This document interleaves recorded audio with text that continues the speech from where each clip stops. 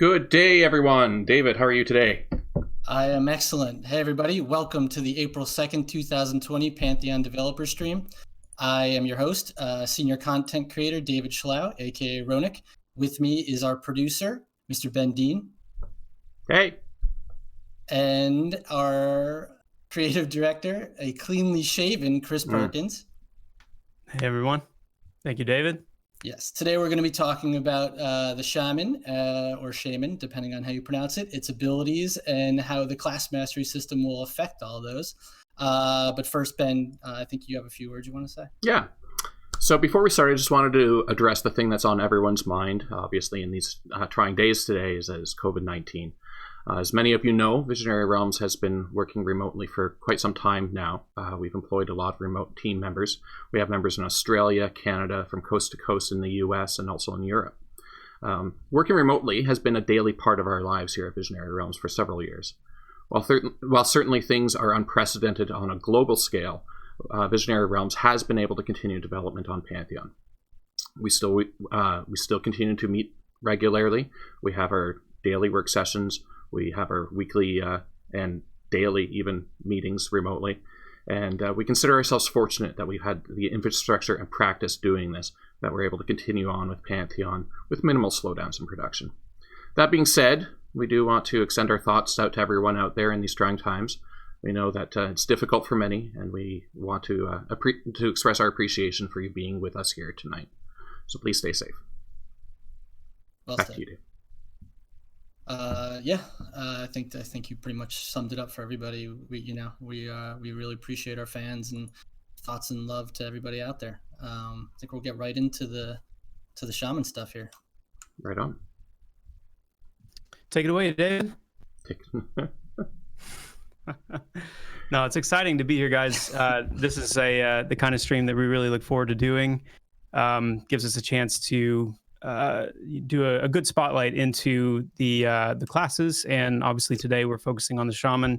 But there's a lot of cool stuff that we're going to get to talk about today, as we're taking more of a closer, direct, detailed look at the ability arsenal for the Shaman, both how it's evolved since the initial class design releases, and also it's going to give us an opportunity to talk about a few of our different combat systems and how they relate to the Shaman and the Shaman abilities specifically, but also just some insight into how combat in Pantheon will look for the other classes as well.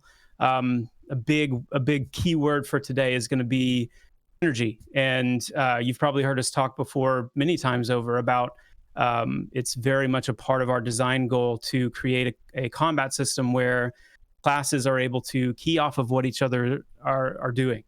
And so that not only goes for the Shaman in another class, but also just the Shaman, how the Shaman's able to synergize with itself, depending on what abilities it's using, what effects, what conditions it's causing on the target. So we're going to get into that a little bit today, and we're here in our little test bed area, and Ben is going to be kind of my not my guinea pig, but you're Puppet? We're streaming from your screen, so I'm going to be kind of telling him what to do, what abilities to use, and as we do that, we're going to take a look at kind of the finer details, and I'll explain a little bit of what you're seeing. Ready to go, gamer? Do you want to go ahead and get us pulled up here on the game screen? I'll say a little bit just in general about the Shaman. Shaman is one of the three primary healer classes in Pantheon. Most of you know by now that our goal is to create within the different archetypes a mutual viability. We want the healers to all be able to do that role. Do that role in a group, do that role in a raid. We want the healers to all be mutually viable in whatever tier of content. But at the same time, we've also said that we're very comfortable with, and I would even say part of our intentional design is to also push these healers into their different fortes or their different area of expertise abilities, and not in the sense of like a spec to your class, but more in a sense of where they individually shine. And so we'll talk about that a little bit today as well. But for the shaman in general, this is a very, very versatile, very adaptive healing class. They specialize in a lot of overtime abilities, and their healing is where you'll see a lot of that. So I thought we could start with the healing abilities today. There are 3 different abilities that are ability lines that make up kind of the core of the shaman healing arsenal, and we're going to focus on those first. The first ability in that arsenal is the Mantle Line, and this is a line of abilities that is kind of the bread and butter heal over time spell of the shaman. You're going to be able to sprinkle that around on the different members of your group, keep those hots ticking, as the fight goes on, and they're very quick cast, very quick recovery type heals that are meant to kind of keep that constant healing presence on your group. So let's go ahead and get that one fired around, and we're going to be using some different commands today to set our health to different levels, set our mana to different levels, just to kind of help visualize what these different abilities are doing. I'm on a shaman as well, so I'm gonna kind of be doing the same thing here, casting it on me, casting it on Ben, casting it on David, keep him from dying. But this is kind of where it all starts for the shaman, as that fundamental heal over time. Before we go any deeper, I want to open up the codex, and I want to call your attention to a couple of things. One of the decisions that we've made relatively recently is to do away with what is known as downranking. Downranking, if you're not familiar with that concept, is when, let's say, just for the ease of example, you start with an ability at rank 1. And once you get high enough level to get the second rank of that ability, you keep rank 1, but you also have rank 2. And so now you have rank 1 heal, rank 2 heal, and then rank 3 heal. And you can drag each of those ranks individually down to your bar and use them. You can use all of them if you want to. We've done away with that, and there's some reasons for that. And maybe we can get into that in another time. Yep. What? Did I hear something? Yeah, I said that gets kind of cluttered. It gets super cluttered. Yeah, that's right. One of the things you'll see, even if you want to, I don't know if you've kind of moved back and forth on your pages or not, Ben, but even from the last stream that we did with Co, you can tell how much less is filling up this book. And we actually have some pretty exciting redesign of the codex coming up to account for the fact that there's really no need for a whole lot of pages when classes at most are going to have maybe 20 or 30 different abilities in total.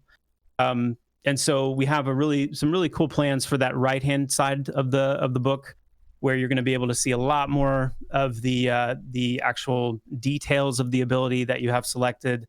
You're going to be able to even set up some text macros for the individual abilities on that right hand side, without having to have all of these different text macros on a hotbar somewhere that relate to the individual abilities you're wanting to. You can actually go into the ability in your spellbook and say, when I click this ability to cast it, I want it to say this in this chat channel. And when the ability lands, I want it to say this in this chat channel. And so you'll be able to handle checking up on all the information, the details about the ability, the mana cost, range, how the recast time, the cooldown, the global cooldown, the damage type, all those different types of details. Be able to set those macros. And then it's also where you will engage in the mastery system for abilities, which we're going to talk about here in just a second. All on that right-handed side. And so the left-hand side, you'll have your abilities. You'll be able to scroll up and down there and use the search filter and whatnot. The right-hand side will be where you'll interact with those abilities and see all the pertinent info. Let's dig into the mastery system.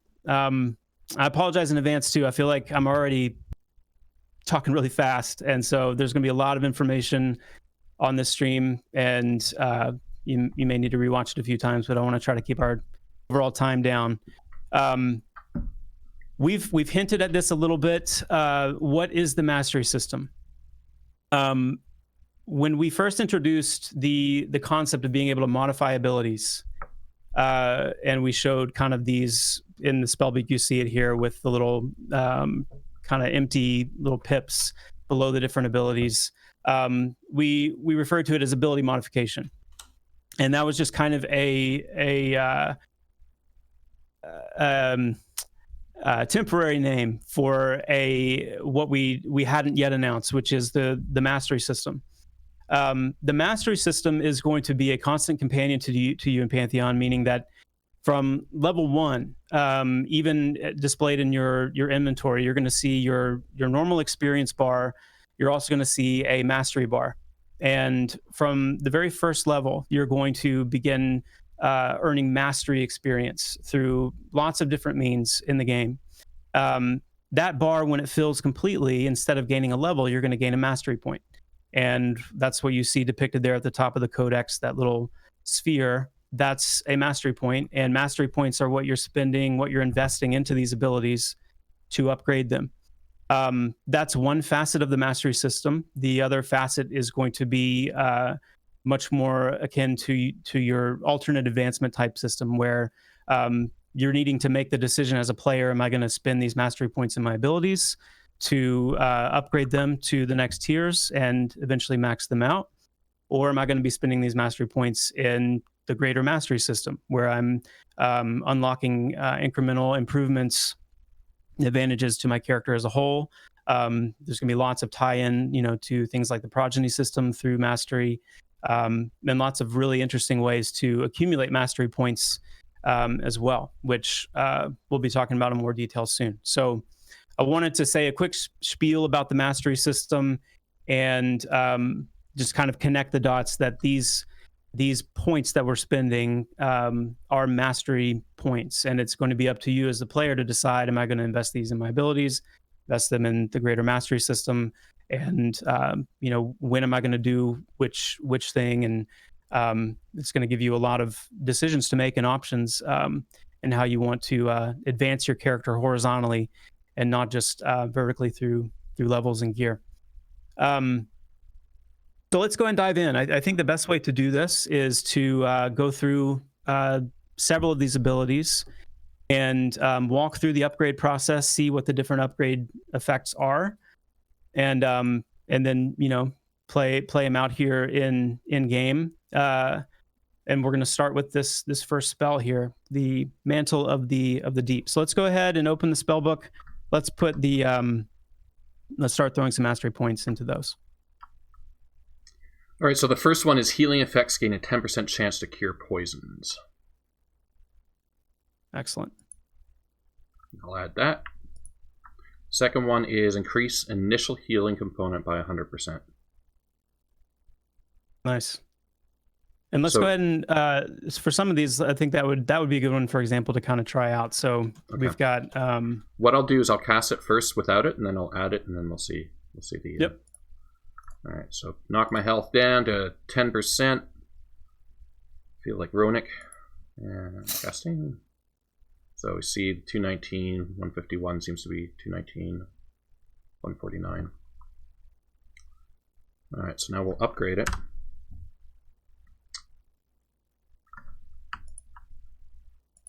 Initial healing by 100%. Did you want to touch quickly on the spell power? Yes, I do. Let's go ahead. I want you to hit the deep stats there. Okay. Ben, let's pull that up. We mentioned I can't even remember now when it was that we talked about the stat work that we were doing. It may have been on the Pantheon Plus interview. It may have been on the dev stream before that. But we've been doing a lot of work on our stat system, and what you see here really as of right now is kind of the whole gamut, the whole array of the different skills and the different stats and the different attributes that currently are at work in Pantheon. Just a couple. Yeah, there's just a couple. You can go ahead and close that up now, because you can just pause it at this point and go back and rewind and pause it. But basically, what we wanted to describe here, though, is that while we've introduced several new stats over the last few months, stats that we've planned on for some time, and because of our emphasis on combat right now and the abilities and the different systems related to combat, we've been bringing all of these online and working through the implementation, the tuning, and just kind of the proliferation of those things throughout the game. And one of the things you're going to see here is that while spell power, for example, is working, it is not reflected in the tooltips. So that's one of the things that's on the docket here in the short term, is to get all the tooltips automatically populating with those numbers. And so when the tooltip is going to tell you how much healing you're going to do, it's going to take into account the base amount of healing that the ability is set up to have, and then it's going to include in that not only your other stats like spell power, for example, but it's also going to intelligently factor in any buffs you have on you at the time, consumables, things like that, to give you a kind of a direct in the moment read on exactly how much healing you should expect from this ability or damage or whatever the effect may be. But that's why you're seeing some discrepancy between, this says it increases it by 100%. It does, but it's increasing the base amount of the ability by 100%. It's not yet in the tooltip factoring in the spell power, nor is spell power actually factoring into the tooltip, vice versa. So we want to move to our second ability here. Well, actually, we'll just show the difference now. So with all that explained, we're supposed to get 100% increase. What did we do last time? It was 219 on the initial cast, and now we'll see that it hits for 588. So we got that was a crit, wasn't it? Yeah, you're right. That was a crit. Like that's not 100%. All right, let's click that off and try that again. Let's not crit this time, and boom, 294. There you go. All right, let's go ahead and drop the next pip in. This one's exciting. So we talked about how the Shaman is a very overtime focused class. Lots of healing over time. The second line of abilities is called is the hand line. The hand of Elemis, I think, is what we have here and currently. When we put that third pip into Mantle of the Deep, it is going to unlock surging power. It's going to give your mantle spells 50% chance to proc surging power. And when surging power is active, it's going to cause your hand spells over the period of time while surging power is active to be instant cast. And so this is a really cool ability to a really cool mastery upgrade that is going to allow shamans to kind of start stepping into more of that single target healing ability. It's going to, as we've been testing it internally, it's kind of opened up a whole new world into what shamans are able to do in kind of those really critical situations where some of that strong single target healing is needed. When you're able to fire off those direct healing hand spells without any cast time, it really does wonders for that throughput in those situations. So let's go ahead and see that in action. All right, so I've upgraded it. Some guy in chat named Sacred happened to notice that the pips cost different amounts, each time. That's something to take a look at and talk about too. All right, so casting Mantle of the Deep, and then I get an instant cast of Hand of Elemis. Yeah, there you go. Normally, Hand of Elemis takes a couple seconds to cast. Yeah, you can cast it without the surging power proc on and just kind of show the difference. Now I got surging power, instant cast. Without surging power, it takes a few seconds. Cool. Good stuff. And then the third ability in this healing kit is the Echo Line, and this is the group-based heal over time. So once shaman are high enough level to attain this spell, this is really kind of rounding out their proficiency in that group-oriented and that healing over time-oriented healing style. All three of these abilities can also stack, and I'm just realizing we didn't really talk about the hand. Line. So let's pull that one up, and let's go ahead and put all three of the mastery, unlock all three of those mastery levels. And while you're doing that, the comment that Sacred mentioned earlier, yes. So as of right now, and we are still in pre-alpha. We are still, anticipating with the upcoming testing phases, doing some deeper, looking at things like what I'm about to say. But for right now, these upgrades are not 1, 2, 3. It's not, okay, one mastery point to unlock the first mastery level, then another mastery point for the second, and then a third for the third. They're actually tiered in terms of the cost. So the first point of each ability is always one mastery point.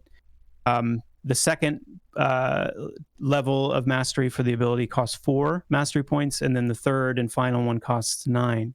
And so you are kind of digging ever deeper into these as you unlock them. And that's intentional because we want the decision of which abilities you go kind of all in on mastery first, and what order you do that to be meaningful.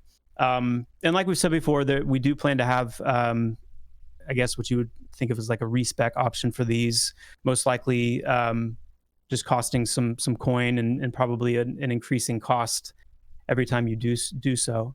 Well, you also don't want level 1s running around with mastered spells, like having all the mastery levels. But I think it's also important to talk a little bit, CP, about what we brought up earlier today, which was you're not going to see in this particular case with the with the mastery stuff here, specializations. Everything eventually will come to you will have, right?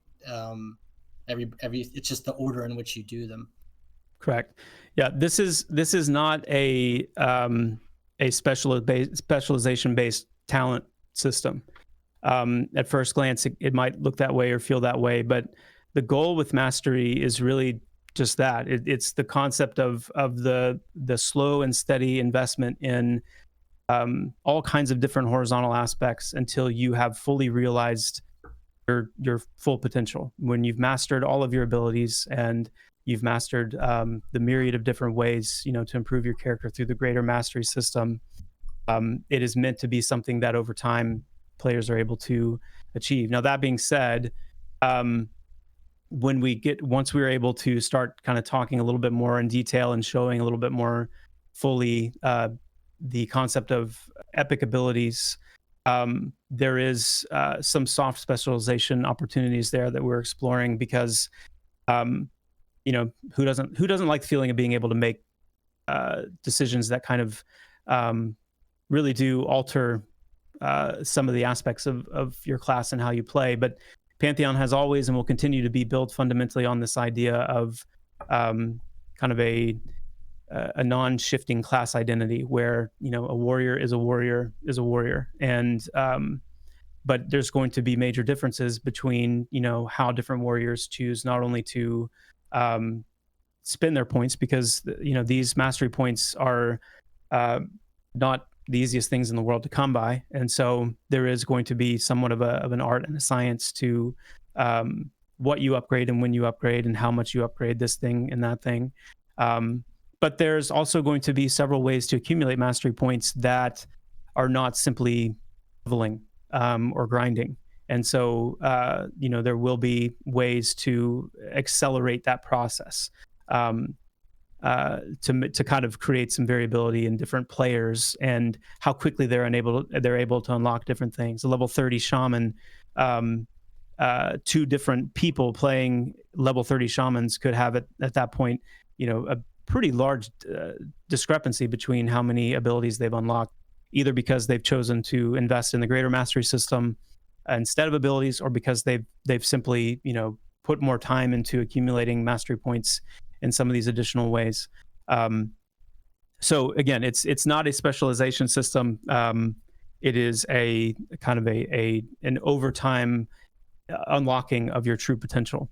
And then of course, when you get to the LAS, the limited action set, with the ability loadouts, then that's going to give you and we're going to talk about that in a little more detail when we get to some of these other abilities that really speak to what kind of soft specialization that you can bring into each encounter that you're moving into, based on what loadout that you've chosen, how that is synergizing with the abilities that you have available to you personally, and then also how that's synergizing with the other abilities and the other players in your group. So lots of information there. Let's get back to the abilities. So we've got the hand line. Have we shown the mastery upgrades for the hand line? Well, yeah. I sort of expanded upon it while we were going. I can't show it now, but it's all good. Yeah, it was on the screen for a little while we were operating. All good. So I started talking about earlier the Echo line. This is the third in the line of healing abilities, and again, this is just a group pot. We can go ahead and we've already we can go ahead and upgrade that one fully. And the last thing I want to call out about these healing abilities for the shaman is that this is part of that interclass synergy, where that mantle hot is that is kind of ticking away on different targets. Both the hand and the Echo line of abilities are going to be sniffing for that effect. You can see in the tooltip, Ben, if you're able to hover over the first healing ability there, you'll see in the tooltip that it's a water boon. The shaman abilities are broken up into boons and banes to distinguish between the magic school based beneficial and detrimental spells, and then the greater versions of some of the spells are called oaths and curses, and they're all based on the different magic types of the shaman. So you've got water boons, fire, wind, earth, ancestral, and animus boons, and then banes of all those types as well. So for these heals being water-based abilities, that base hot, the mantle hot, is a water boon, and both the hand and the Echo are looking for a water boon to be active, and if it is, it's going to amplify their effect. And in fact, as you upgrade the hand and the Echo abilities through mastery, it's actually going to increase that amplification effect. For the Echo line, as much as 50%. So you're going to see a 50% increase in your healing just by having a water boon active on your target. And so it creates some strategic kind of application of heals for the shaman to want to always be trying to maximize the amount of healing they're going to get out of those other two healing abilities. Have you seen any question come up about any of these before we move on to some of the different ability types? I asked them to hold the questions off till the end, so okay. Just figured All it'd good. be easier. Yeah, all good. Okay, well let's shift gears a little bit. We're going to put up the two of the dot spells now. Let's go ahead and throw the animus dot on there. Should be the sting of the silver wasp, and then we'll put up the fire dot as well, the molten crown. One of the things I love about the shaman class, again, we mentioned like the versatility of this class. They're very adaptive, and one of the things that I personally really enjoy about them is their offensive capability as well, both through the dots that they have, the nukes that they have, and then I would consider things like some of their debuffing as well through slowing, and some of their attribute debuffs to be pretty aggressive, offensively focused abilities. They're able to put a lot of offensive pressure on targets, which, one of the questions I saw coming into this stream was, basically like, what makes a shaman any better than, something like a cleric or, I think the cool thing about the shaman is that, I remember now what the question was. It was, is it recommended to bring more than one priest into a group? And I'll go ahead and answer now and just say it's not that it's recommended, it's more that it's viable. I think that's the key distinction, is that when you have a shaman who's able to come into a group with a loadout focused on healing, focused on defense, focused on bolstering and kind of reinforcing the party, And then you have a shaman that's able to come in focused on that offensive pressure, that debuffing, crippling, kind of, reducing the fortitude and the effectiveness of the target. Then you really have two extremely viable roles being filled by the same class. And that's something that we're excited to see. But so we have these two dots on here.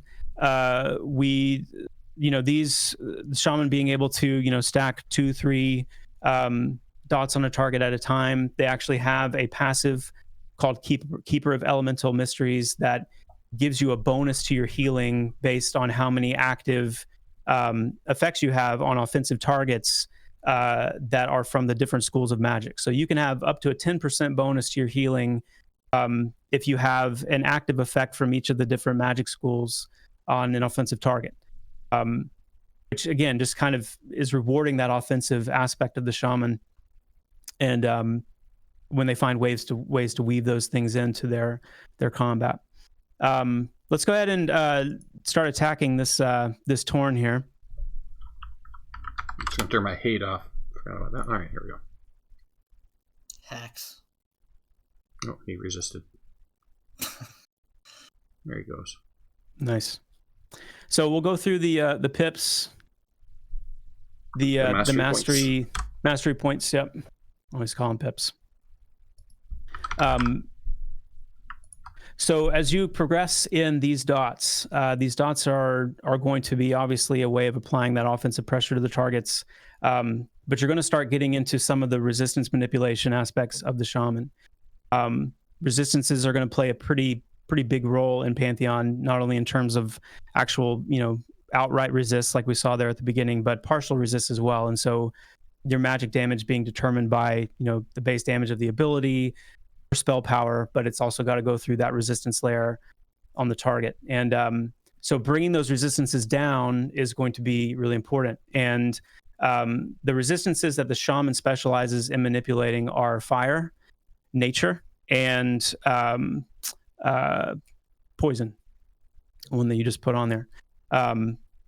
And that's what we're seeing here with the Animus line, is that it's actually reducing the poison resistance of the target. And the shaman's Animus line is built around poison damage.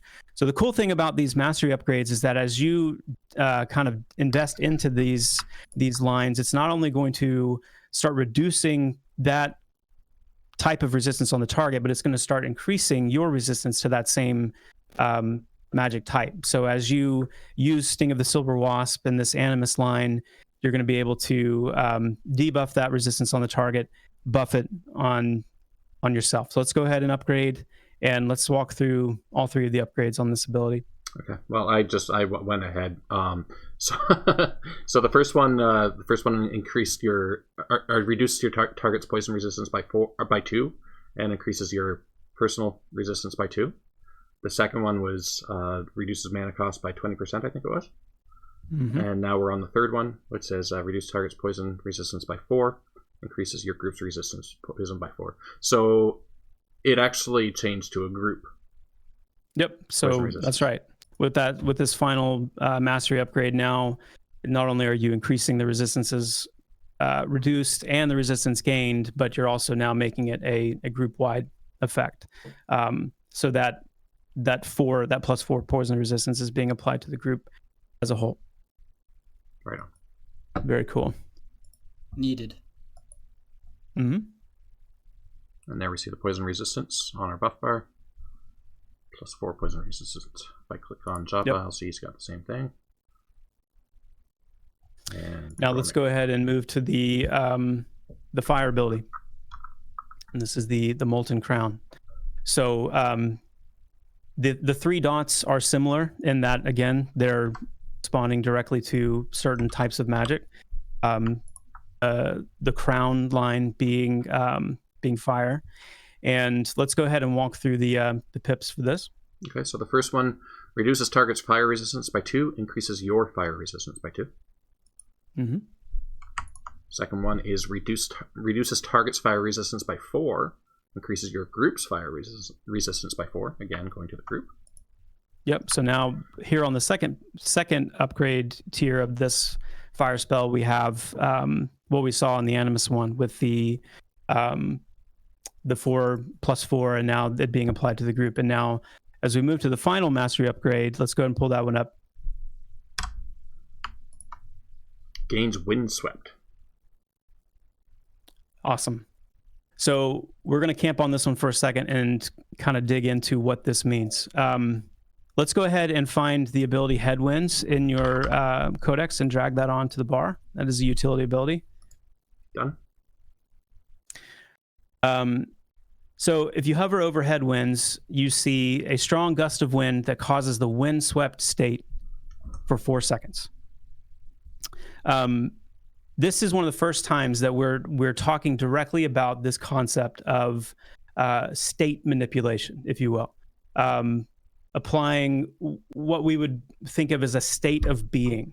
You are being buffeted by strong winds. That's the state of being you're in. It's not dealing damage. It's not reducing any kind of statistical situation on the target. It's not altering anything statistically on you. It is simply putting the target into a state of being.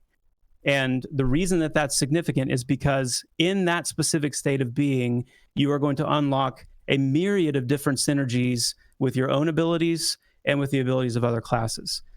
What we've just seen here with the Molten Crown ability is that as you've invested all the mastery points to unlock that third tier, now you have an advantage against the windswept state. And you are able to essentially set yourself up for that combination by applying Headwinds and then capitalizing on that with your Molten Crown ability. So what would be cool would be to cast Molten Crown on the target by itself, even with the three levels. We see it's ticking for its damage. It's applying the buff to us. But now if we cast Headwinds on the target, if we put the target into that state, and then we cast Molten Crown right afterwards, while that effect is active, then we're going to see what that advantage looks like. I burned my opportunity. I didn't cast it soon enough, so we have a 16 second. You can type /refresh. Oh, yeah. Look at that. Learning something new every day.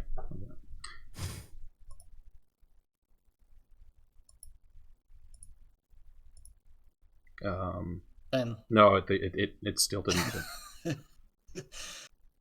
You gotta apply Windswept first. No, but you see the ability Headwinds is not ready. Oh, did you type /refresh? Yeah, I did, and it refreshed the icon, but it didn't refresh the actual countdown. Anyway, we got it that time. Okay, so but the point here being that what happened when those things did come together is you saw that you got a massive crit on the front of that ability, and essentially what happens is the way that Molten Crown takes advantage of Windswept is it takes all of the damage that it would have done in its dot, and the damage over time it was prepared to do. It front loads that in a new direct damage component that's guaranteed to crit. And so essentially you have a combination here where, because there's all these winds blowing around the target, when you introduce flame to a strong oxygenated environment, that flame plumes and explodes, and you get this massive, punch of damage. That's an example of an interclass synergy where the shaman is able to set themselves up for a greater type of effect.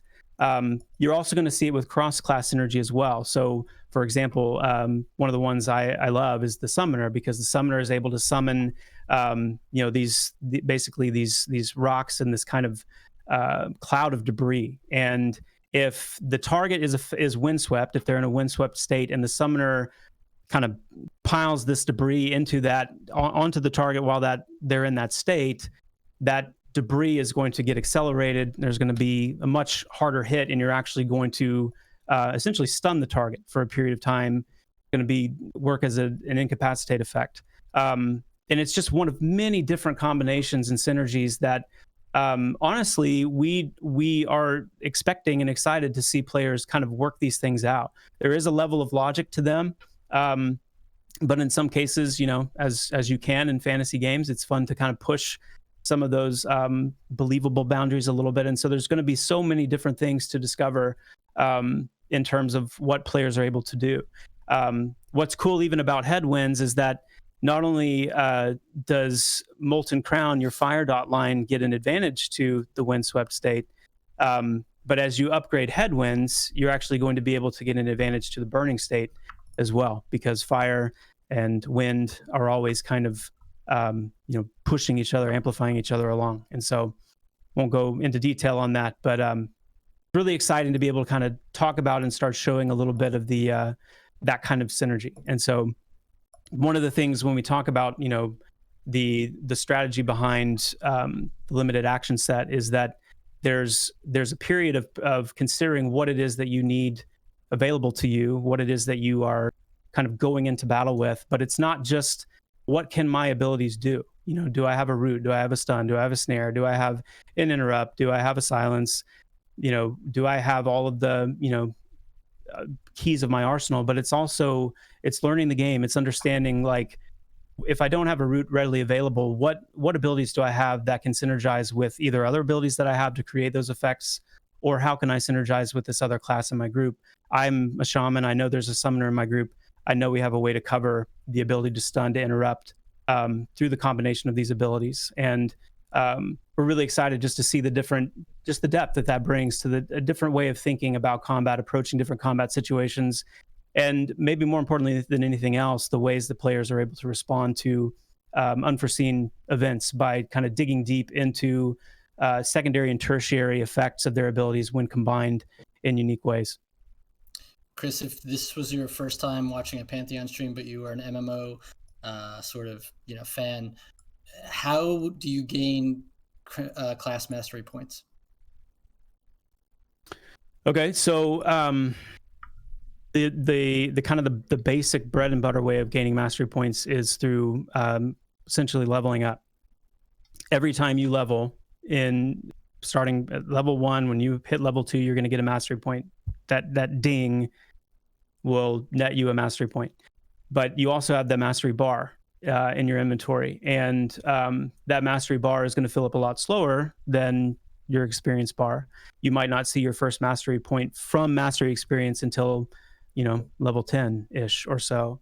But as normal experience gain slows, the higher and higher level you get, that mastery bar will most likely stay static in terms of the amount of experience needed. And you'll start seeing those mastery points accumulate.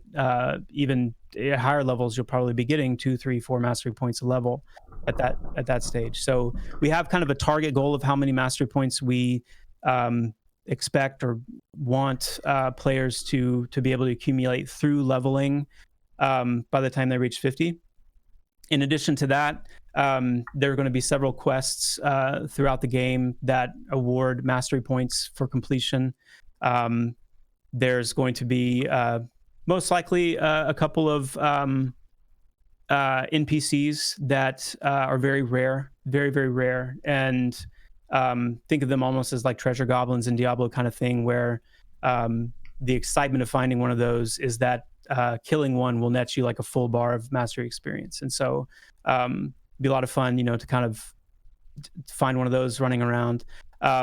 There's also going to be, again, very, very rare drop items called mastery shards that you probably won't start seeing on mobs until a certain level. Let's say level 20, an NPC level 20 and above would have a very, very small chance to drop a mastery shard. And after accumulating 4 of those, you could bring those to a crafter, and they would be able to kind of fashion those together into a mastery crystal.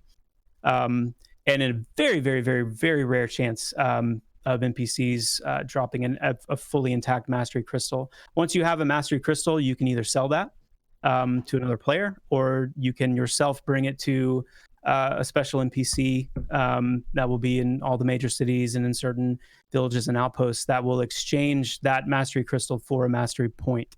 And so you'll be able to accumulate mastery outside of leveling, at least in those 2 ways. There's a few more we might talk about more down the road, but at least 2 additional ways you can accumulate those as you go. Guys, I hate to be the voice of doom. We're going to have to cut back on the questions just for a little bit. We are running close to time, so I want to make sure that we can get through these spells as well. So. How long have we been going already? 45 minutes, sir. 45 minutes. 45 minutes? Yeah. No way. Yes.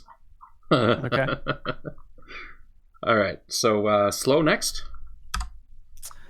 Yeah, and I think at this point, I think just showing off some more of the the mastery upgrade paths, kind of letting everybody peer a little bit more deeply into what these are going to do as we go along. I think Fireclaw would be a cool one to show.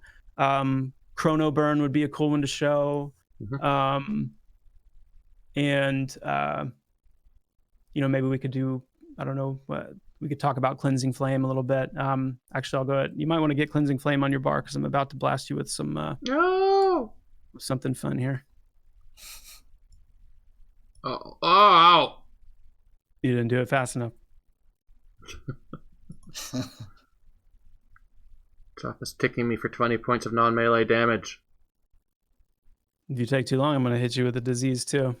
You want me to clean? Oh, you wanted me to cast Cleansing Flame? Okay. Well. Yep. See, I didn't catch that. All right. So Cleansing Flame, I can just kind of talk through some of these, but Cleansing Flame is going to remove a poison effect. And then once it's fully upgraded, you're also going to be able to cleanse a disease effect as well. So once Cleansing Flame's fully upgraded, you'll be able to remove a poison and disease effect from your entire group as you upgrade it. And you can probably see maybe at this point a little bit of a trend there in that several of abilities, especially the buff types of abilities, through the mastery upgrades, you're going to be able to, in many cases, extend the duration. The standard duration for buffs as of right now is 40 minutes, and then mastery, you'll be able to extend that up to an hour through the direct ability mastery, and then through the greater mastery system, you might even be able to extend it beyond that as well. But then you see many of them also being converted to group buffs through the mastery upgrades. You want to hit me with the disease and poison again? You've already got disease on you, but yeah, let me hit you with poison too. No, I took the disease off. Just because it's fun. Oh. There we go. I'm going to hit, hold on, let me hit Ronik too. No. Oh, yeah. You won't be able to save me. Let me just keep hitting Ronik here. I've already upgraded to full, so now my Cleansing Flame does heals both poison and disease. Let me just hit Ronik here a little bit. Hold on. Hold on. Okay. You gotta show me how to use this on Convo. And instantly cured. Sweet. No, you still got a poison on you. What are you doing? Oh no, I keep looking at the stream, and it's I should not do that. I feel like that catches me every time. I'm like, what are you poison? Okay. What's wrong? Let me cast that again. Yeah. We're not setting this loop. No, stop. No, that was on purpose. All right, so we throw Fireclaw up. I like Fireclaw. So Fireclaw is giving you your fire resistance. But once you get Fireclaw fully upgraded, it actually is going to be a very, very powerful buff for your melee classes and your range classes, because it actually grants a weapon proc called Strike of the Fireclaw, which is just a really nice direct damage proc on melee and range attacks. So if you get that fully upgraded and you get that cast on the group, I'll come up here and demonstrate on Torn Health while we're talking. See if I can blast him a few times. Second mastery point, as Chris was saying, extend to 1 hour. The third one grants melee and range weapon proc, Strike of the Fireclaw. Dun, dun, dun, dun. Alright, so here comes the buff. It's a group buff. It's gonna last an hour. There's the proc. Yeah, we've got the fire-based. Say again? No, you're good. Go ahead. We take a look at Chrono Burn as well. So basically, the shaman, by kind of sending their physical self into the past and their spiritual self into the future, at the moment that they rematerialize, they're essentially going to lose health, sacrifice health in exchange for mana. And so this is in starting to speak a little bit to, kind of the mana management capability of the shaman. I know there's a question on the forums about what, with Vision being focused on spell haste, would it make more sense for it to be focused on, something like mana regeneration? And the reality is, with Chrono Burn, and then also the passive that shamans have to be able to retain their health and mana regeneration in combat as they do out of combat. There is already just a very strong degree of mana replenishment, and so not wanting to just continue to add to that, give them more of really to help kind of facilitate that single target direct healing situation through the spell haste vision, which again, if you're not familiar with vision, you can see there in the top left on the nameplate, you've got as your healing spells, it's not currently decaying, it will outside of combat, but as you effectively heal your target, a percentage of that effective healing will feed into that resource, and as that eye opens further and further, it's meant to reflect getting closer to having your vision meter, if you will, being full. And once that's all the way full, your spell haste is going to increase by 20% and will increase, steadily all the way up to that 20% point. But yeah, I mean, we've got other abilities that we could look at, well, but I think let's level up Chrono Burn here.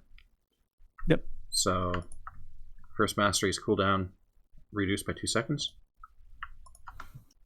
Yeah, that's all. And also, so the way this ability works is in its kind of base form, it's exchanging health for mana, but it's doing it over 3 seconds, over a 3 second time period. So and it's got I believe a 6 second cooldown innately. So the first mastery upgrade is going to reduce that cooldown by 2 seconds. Yep. Second one's convert to effect to instant, so you don't have to wait. Converts anymore. the effect of the ability to instant, so it's not going to be over a 3 second duration. The health and mana exchange is going to happen instantly as the ability is cast. Yep. And the third one and is then the third pip, an additional 2 seconds. Additional 2 seconds. So once this ability is fully upgraded, you're going to have a very consistent, very rhythmic, very available health mana conversion. Which is a lot quicker than just standing there waiting for your mana to regenerate.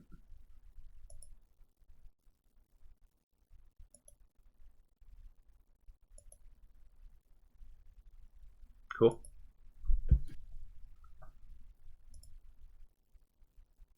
While we're watching this, I just want to remind everybody, we have different types of streams. Sometimes we're going to have a gameplay stream. Sometimes we'll have some class-specific ones like this. Other times we'll be focusing on stuff like the UI.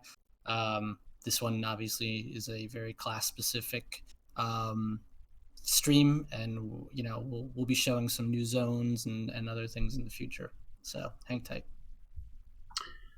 So one of the last things we haven't shown yet is Cinder Smog.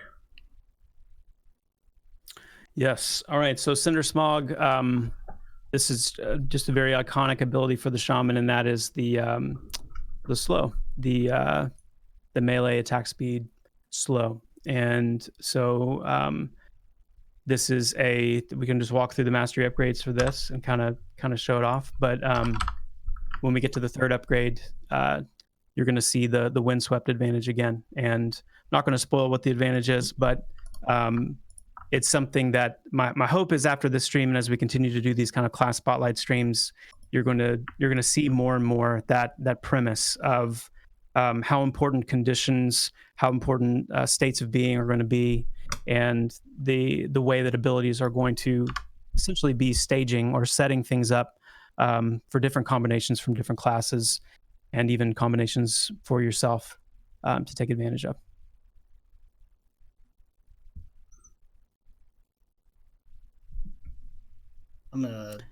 I'm gonna shoehorn in some of the questions while we're kind of going. Let's talk about Agewalker's Companion for a second, and also Agewalker's Gift, and kind of the whole Shaman Resurrect situation, because there's been a lot of kind of evolution of those abilities and how they work, and I want to speak to that a little bit.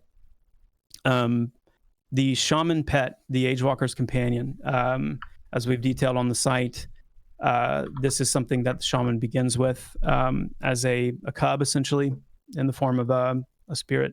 wolf cub or spirit bear cub, and the first 10 levels, it's not gonna do anything, but essentially be kind of a almost like a vanity pet that just is by your side and is meant to reflect kind of that process of bond creation with the spirit companion. And at level 10, the shaman is going to be able to embark on a quest that is kind of a coming of age for that spirit companion, where they kind of take on their adult form and begin to actually interact with the environment, interact in combat, things like that, and for all intents and purposes function as a what you would expect for a pet to function as. Now, the cool thing about this is that you as a shaman have the ability to decide whether your pet is present in its physical form or its spiritual form. When it is in its physical form, it exists as what you would expect with a pet, meaning that it will have commands that it can follow. You can send it into combat. It will be, a form of DPS contribution for you.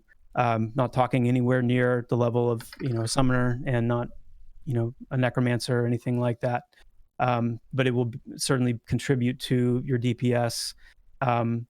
But also, one of the key things is, instead of Agewalker's Gift activating on the event of your death as a shaman and being kind of a post-death passive that activates, you will be able to choose to sacrifice your pet to enter into that state.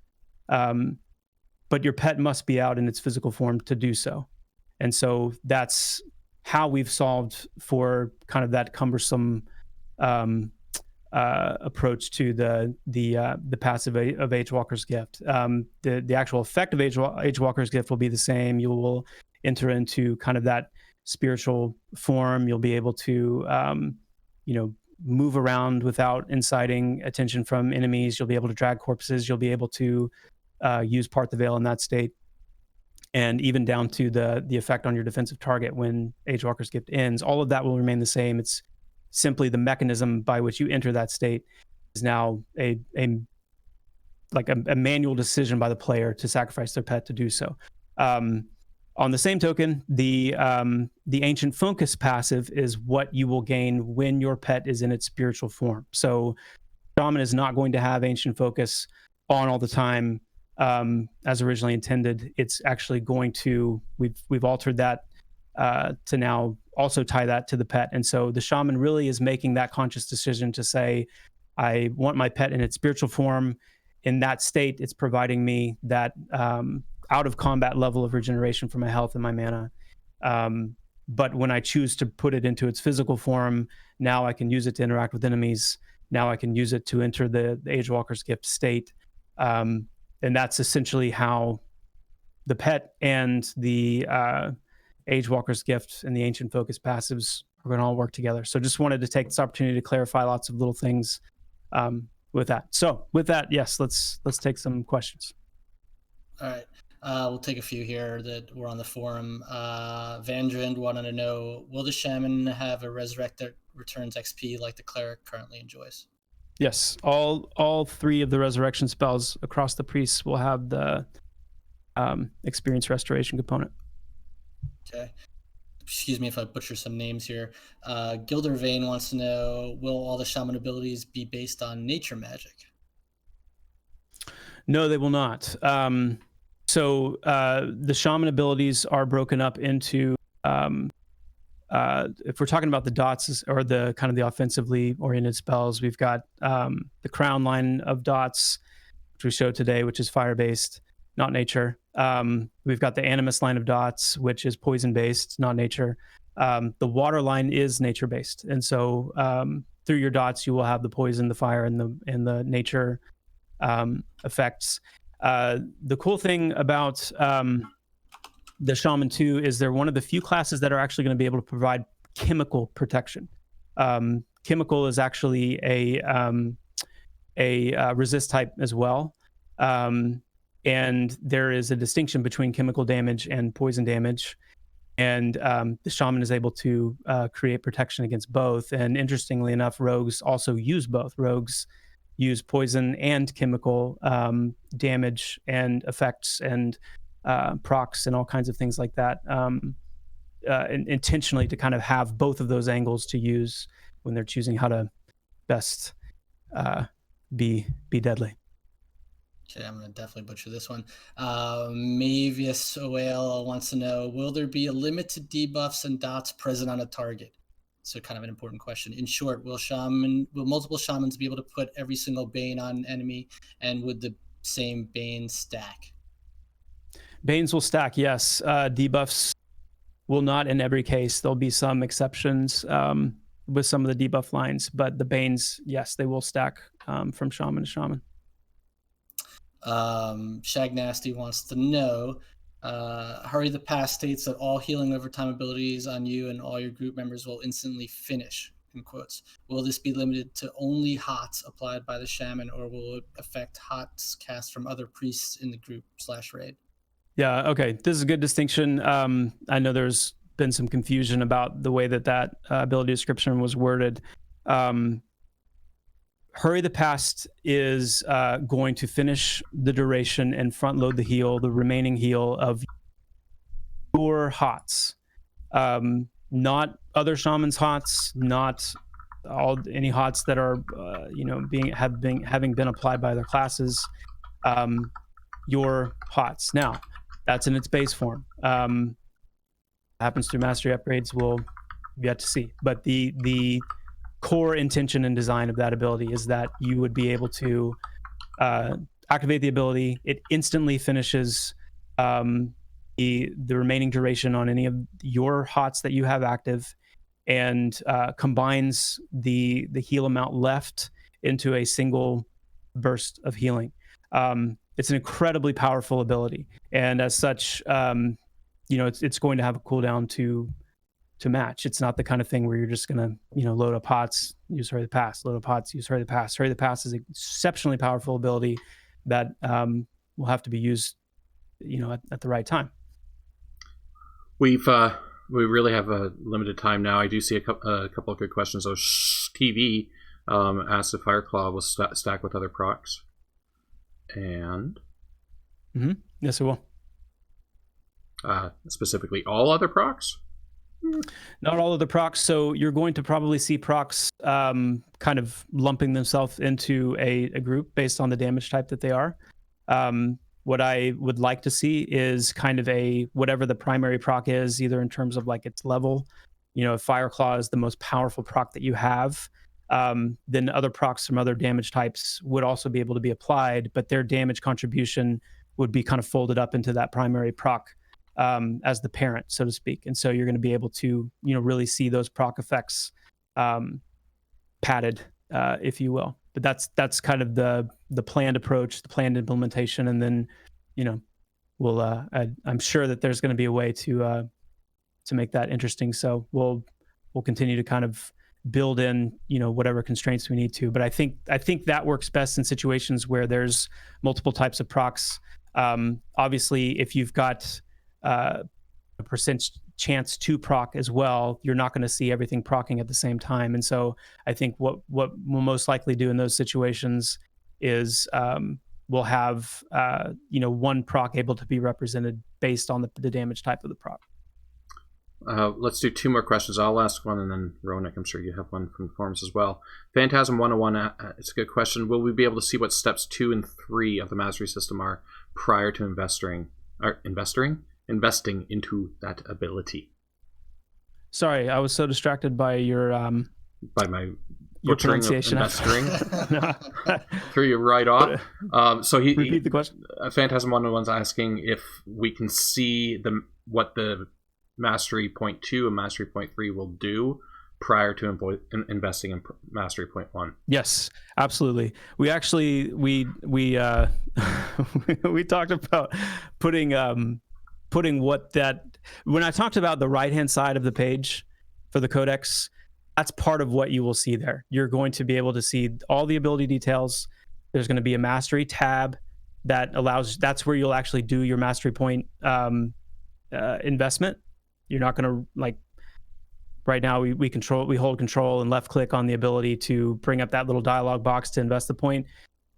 Once that new component is in, you'll actually do the point investment right there in the codex, and you'll be able to see in the section underneath where the points are put in. You'll be able to see all three of the tiers, how many points they cost, and what the actual effect is. So you'll know before you invest anything where it's ultimately going. All right, Ronik, last question. Oh man, there's so many good ones. Maybe we'll have to have you go on some of the forums, Joppa, and answer some of these. But yeah, swing by the forums, guys. PantheonMMO.com. Kane wants to know, in regards to the perception system, will shamans discover unique perception pings from the dead and or ancestors, especially after some type of ritual? Yeah, all of the classes will have their own class flavored aspects of the perception system, and that's part of the draw of the system, and part of the fun in designing it and building it is that it adds both for the race and the class those just deeply fundamental aspects of your character. You're going to see several points of content and experiences based on your class within the perception system. I don't want to speak yet to if it will be exactly what was described in the question as far as rituals and things like that, but obviously ancestry, time, age walking, those things is a huge part of the Pantheon Shaman, and so you can expect to see that in the flavor of the perception content for sure. Awesome.